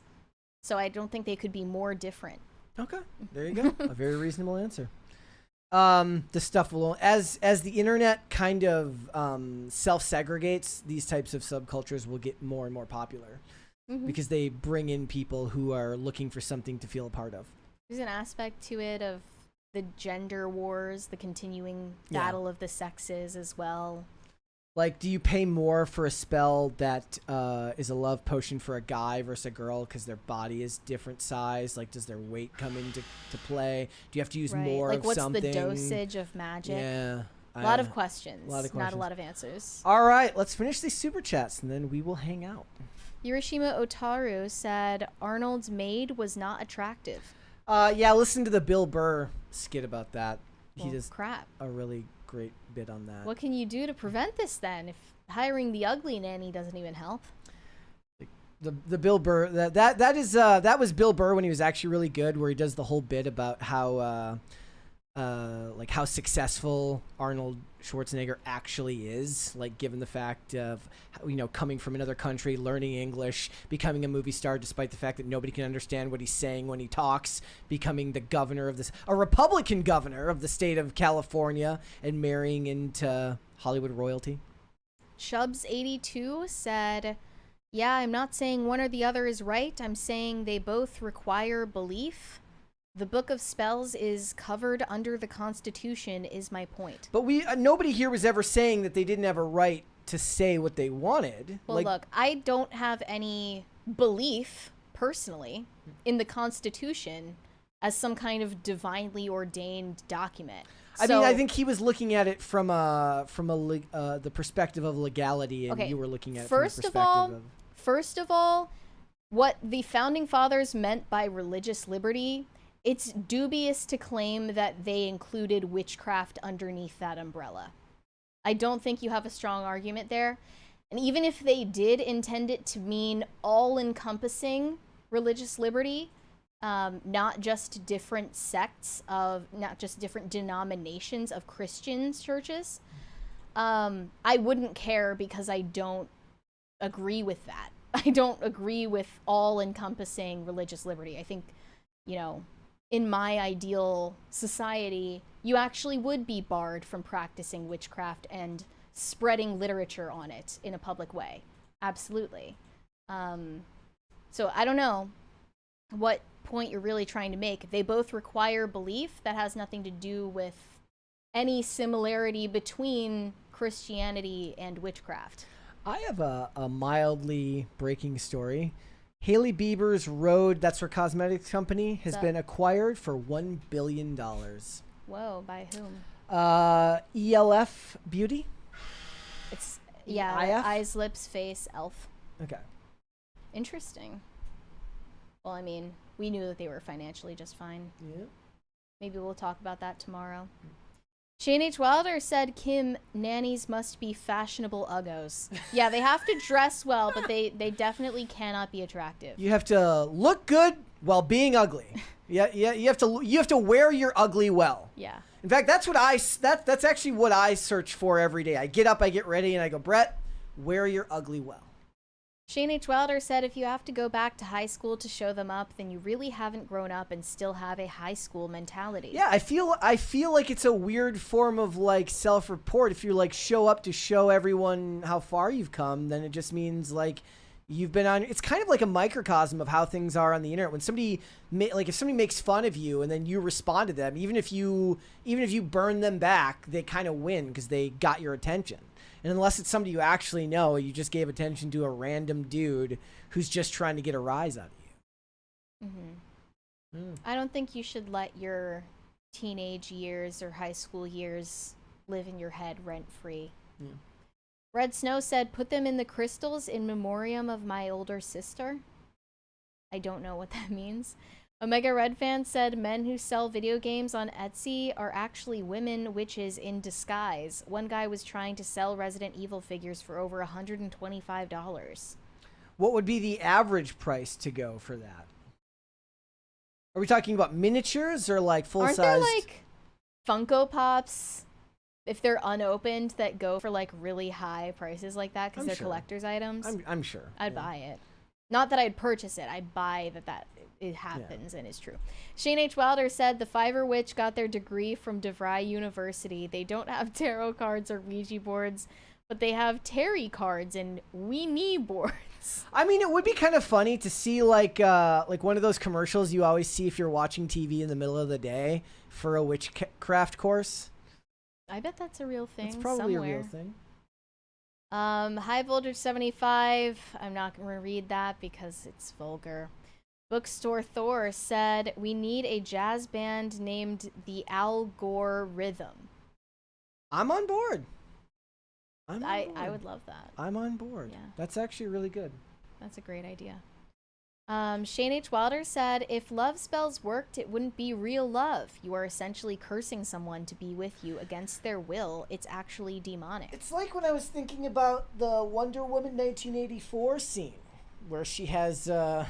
this is just the way my brain thinks, because he's like, it wouldn't be real love, just like she thinks she's with Steve Trevor in Wonder Woman 1984 for just a minute because she's imagining this random schmuck to be Steve Trevor. Sure, that's one thing if you're just walking around. That's a whole different thing if you're going to engage in some type of intimate behavior with them. It's one thing to put like some type of spell on somebody to love you. It's a whole other thing to then act on that, and then you're kind of breaking their bodily autonomy, and that's kind of horrid. Yeah, I do. I know a lot of people are going to think this is absolutely crazy, but I do believe that some actual spells exist and do actually have an effect on people that they're weaponized against. I believe there is some validity to that. It's just the majority of the time, no. Shane H. Wilder said there are documented cases of people using these types of spells and causing demonic possession, usually of the person who purchased the spell. Yeah, you would hope, right? Like that. Wait, so what happened? He said there are documented cases of people using these types of spells and causing demonic possession. So the person who bought it. Of the person who purchased the spell, like that they brought that upon themselves, and hopefully not the person that they were hoping to use it against. One episode of The Exorcist Files actually covered something like that, where there was a man in a relationship with a witch who, like, put him under some kind of love spell. At least that was how he understood it after the fact. And that he ended up having to, I believe, get an exorcism. Thank you. Thank you.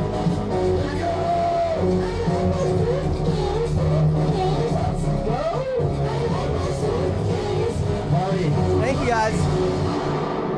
Okay.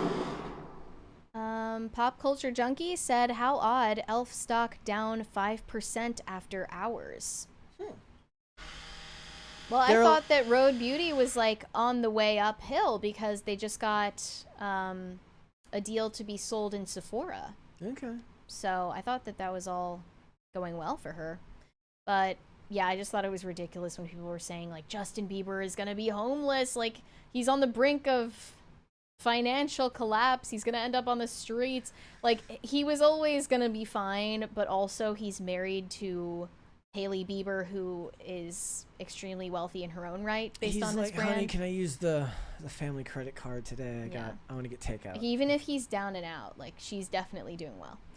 Shane H. Wilder said, forcing someone to love you is akin to slavery, so not religious liberty. Witchcraft is all about controlling others for your own gain. Yeah, and invading other people's privacy by trying to use witchcraft to obtain information about them that doesn't belong to you, or information about the past, present, or future that doesn't rightfully belong to you.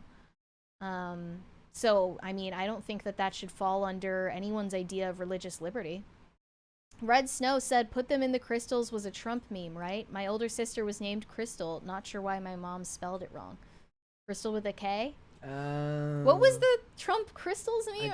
Just doesn't ring a bell I vaguely for me. remember that being, like, on the timeline during the time of the election. This time around? Yeah. Oh. You were making references to it, and I was like, what's the whole crystals meme? And you're like, oh, I don't know. Like, people are just saying it.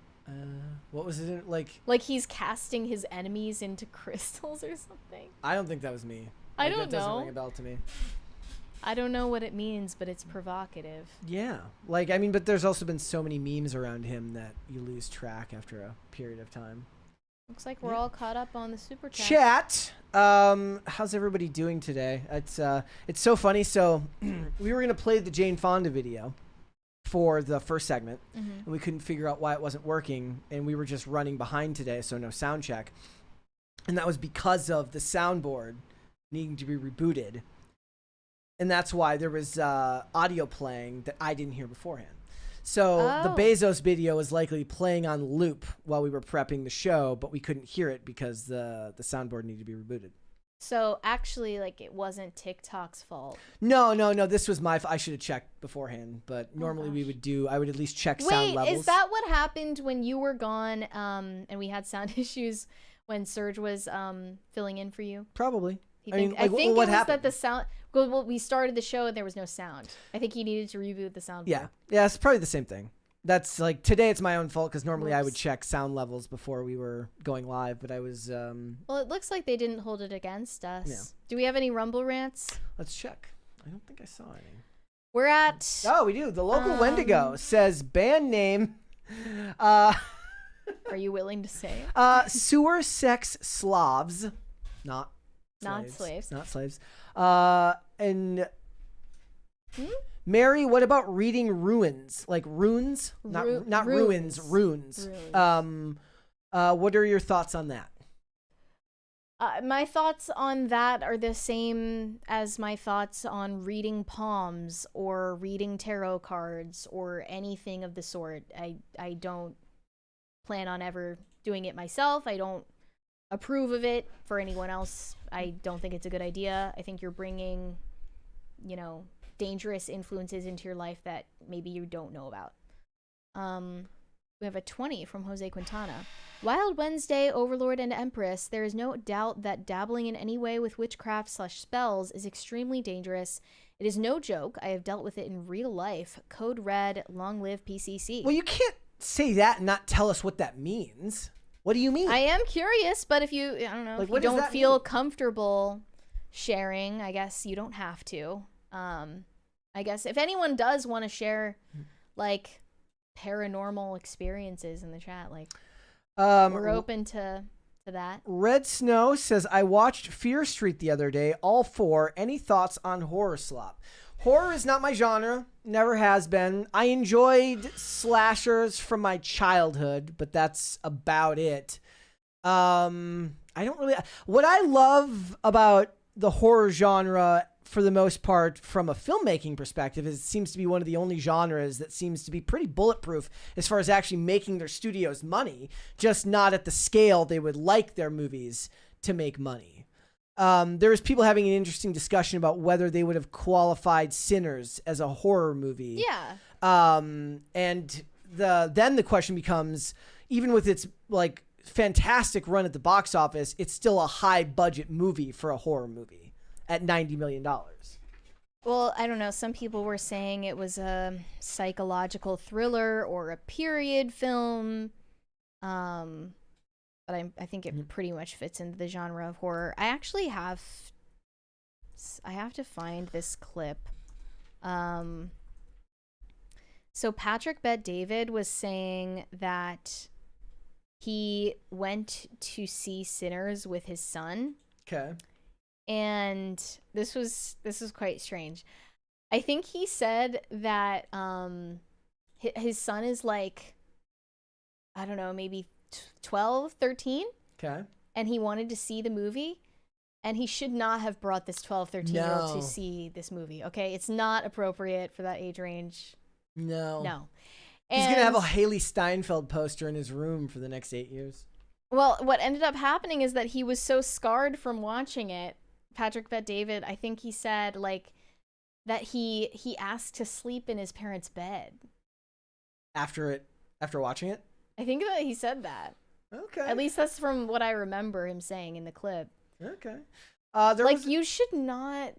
That is, like, not appropriate for a kid, like, at all. I mean, people, like, the way that movies are rated, also, people don't pay as close attention to them. I noticed that they said, if I remember correctly, I could be misremembering this, the new Karate Kid movie, Karate Kid Legends, is the first PG-13 Karate Kid movie, despite the fact that all of the old Karate Kid movies would likely be rated PG-13 if they were made exactly as they were made then today. I mean, times have changed, sensitivities have changed. Innocence was more common back then. The reviews are not that great for it, for Karate Kid Legends. From the critics, you mean? From the internet, like from people that I trust who are talking about it. But they were given early access. Okay. It's got like a 60-something% on Rotten Tomatoes. Wait, I wonder what the Jaden Smith one has. You have to look it up. I'll read a couple more of these. So Deep South EDC says, busted sound card, huh? Somebody's getting fired. Yes, that would be me. It wasn't the sound card. It was the soundboard. I'm trying to find the Rotten Tomatoes. And Roy Ma 1277 says, your rant here. So thank you. Thank you for the rant. Okay. The 2010 Karate Kid with the Jaden Smith. Wow, I didn't realize how young he looked in this. He was like, there's a clip where like Jackie Chan is like grabbing his hand, and Jackie Chan's hand is as big as his whole arm. Well, okay, when I watched it, I was 9 years old when I watched it. And I must not have realized. I will always love that for you, that you love that movie. I just didn't realize that he was so young because, you know, Yeah. when you watch it now, you really see how Well, tiny he was. in comparison to Ralph Macchio Yeah. in the original. He was 12, though. Yeah. I don't know. He was 12? Jaden Smith was 12, and then Ralph Macchio was what, 16? Had to be around that age. 17. Yeah, that one has a 67%, weirdly, from both critics and audience. Just right down the middle. I don't think I've seen a matching score like that before. Doesn't happen often. But I mean, that's not that bad. It would be a failing grade, but it's not that bad. I mean... 67? I would expect it to have a higher score from the audience, though. What? Well, no, because at that time, you know, you're going to contend with original fans who probably didn't want to see it get made. People have a much different a much different perspective on reboots and remakes now. Everyone's kind of beaten down by them now. Yeah. Back then, they would have thought if you're going to carry on the name, it better be good. Back then, the bar was higher. Now the bar is just on the floor. Yeah. No one cares anymore. Yep. And they'll be like, oh, I didn't want to like die while I watched it. Let's just Literally sure, me. 5 stars. So I was kind of having a back and forth with somebody yesterday about, this is really interesting. So I quote tweeted Tom Cruise. He posted like a written thank you to the cast, the crew, and the people who came out to see Mission Impossible. And I said, like, I had problems with Final Reckoning, but his kind of magnanimous approach to filmmaking is why I'm always going to show up opening weekend for his movies. And this guy was like, bless his heart, was like, you have problems with it, with all the stuff you like? Basically, like, you like all this garbage, and this one you had problems with. I said, well, yeah, I have problems with the stuff that I like as well. And then he also quote tweeted my like post from the other day. I was like, I posted the cover to the movie Hitman, the 2007 video game adaptation starring Timothy Olyphant, which is slop at its highest level. And I said, I love this movie, the sequel too. He's like, let me get this straight. You love this movie, but you have problems with Final Reckoning. I'm like, yeah. I have no expectations for a 2007 video game movie. I hold Tom Cruise to a higher standard, and that doesn't mean that there aren't things that I don't love about it, but I do have issues with it. So people just tend to focus on really specific aspects of whatever you're criticizing rather than necessarily taking the thing as a whole. When I talked about the movie, I gave it mostly praise. I just critiqued a couple of specific things, but people get really attached when they really like something, and I understand it. Like when they get really attached to something, when they really enjoy something, they want to defend it, which I understand. I'm going to defend the Jaden Smith. Yes, Karate of Kid course. forever. Such is your right. Terrence Rice said, my brother-in-law's GF is some sort of witch. My niece's fam life got so bad that she found God and is going to a Christian college soon to get out. Wow. I hope that your brother-in-law advises her against that. Sounds like it's causing chaos. Aaron Howell is right that Jaden Smith was taught Chinese Kung Fu while Macchio was taught Japanese karate. So now they have to fuse them together. It's like fusion. Right. I so for the remember it new being one, they set come in China. So for the new one, they come together to teach them both of them. I see. And there's Coming like a full sub. circle. There's like a subplot with Is there Josh. a Jaden Smith cameo? I don't know. He didn't. There was no would spoilers be- given. There's a subplot with Joshua Jackson playing like the father of the main character's love interest, who's like a boxer, and he's got like debt or something. This is getting and too Jeremy Johns was convoluted. like, I was riveted by the debt storyline, and then like halfway through the movie, Ralph Macchio and Jackie Chan just show up. Halfway? I Yeah, don't like- think you should wait that long. Shane H. Wilder said the latest Exorcist Files is a case of Mexican witchcraft. On a lighter note, Weird History Food has a mini doc on the history of every Taco Bell item. Every single one? See, that's what the internet was made for. Oh, we have a 220s. 220s. Jose Quintana said, to be succinct, young lady who had allowed a demon to lay a hold upon her. It took a few hours to free her from this entity. It took place in the church I attended at the time. I will never forget that night ever. Wow. Wow. Like that sounds you like something saw that it would. happen? That sounds like something that would be burned into your brain. Mm-hmm.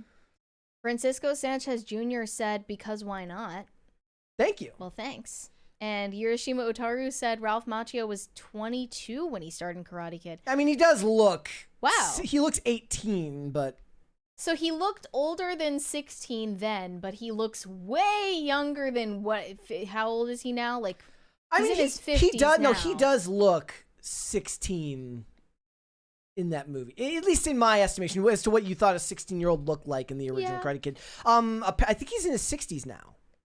Wow, that's crazy. They said, I just read somewhere, don't tase me if I'm wrong, but like he is now 12 years older than Miyagi was when they made the original Feel Karate Kid. old yet? Feel old yet? Weary Traveler said, "Hey, said a hustler's work is never through. We're making it because we make it move the only thing we know how to do." I don't know what that means. Someone is slamming doors upstairs, and I don't take kindly to that.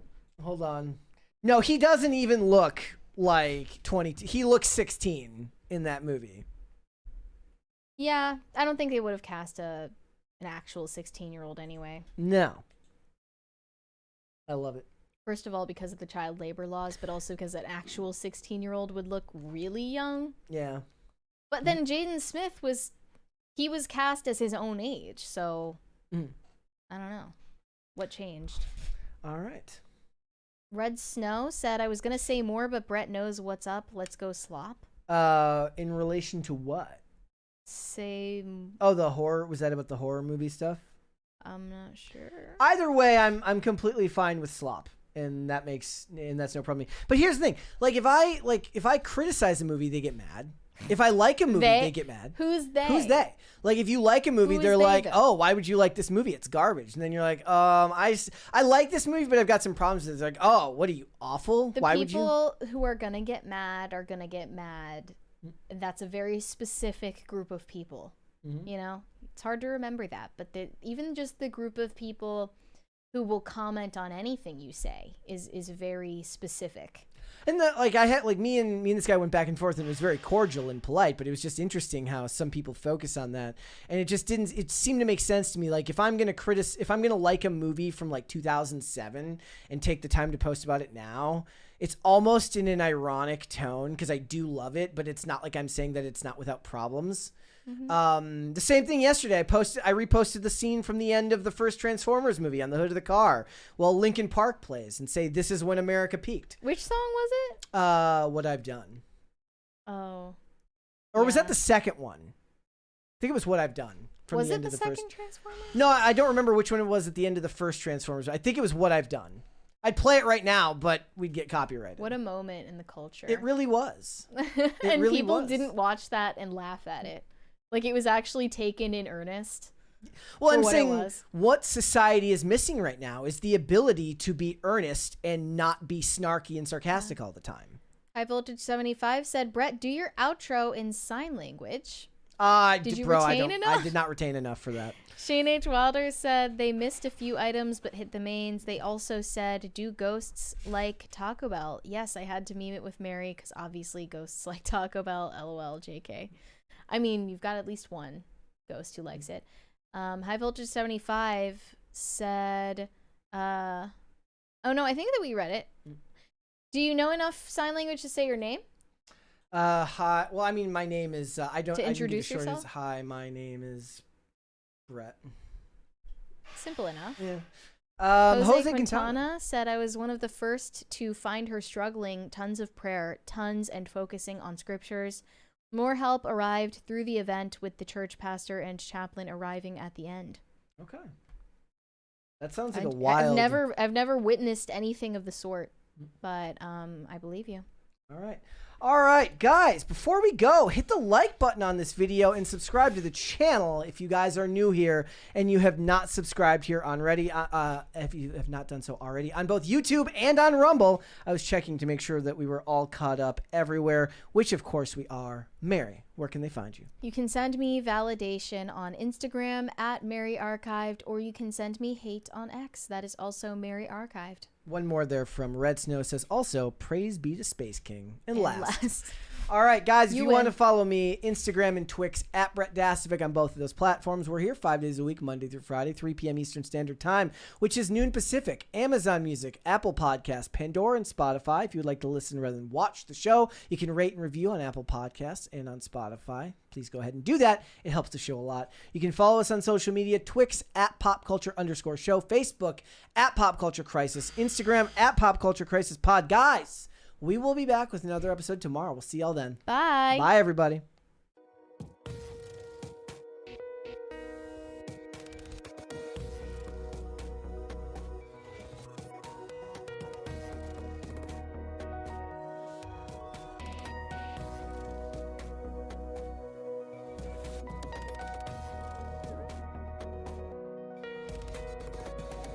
Crisis party, singing, forget.